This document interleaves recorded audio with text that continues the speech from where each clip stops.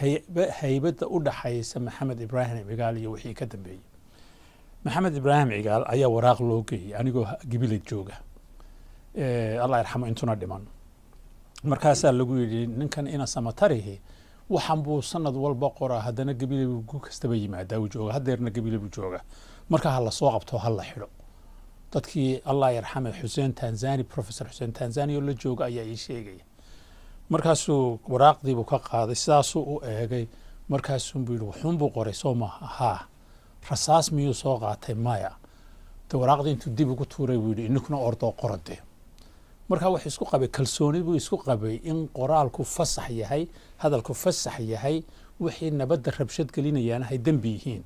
marka in sidaa loola dhaqmo sidii maxamed ibraahim cigaal u dhaqmayay in dadka loola dhaqmo ayay ku tusasaa inayna meesha oolin ta kale waxa weeye gabadh aabaheedoo xanuunsanaya u timiday inay aabaheed ka kaxayso oo la soo daweeyo inay u naxariis qabaan ayaa wejigu iyo walaaltinimadu ahaan lahayd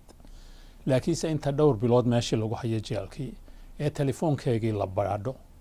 ee dabadeedna la aflagaadeeyo 3 sannadood baan kugu xidhnay cadownimada intaa leegi meeshay ka socoto anigu garan maayo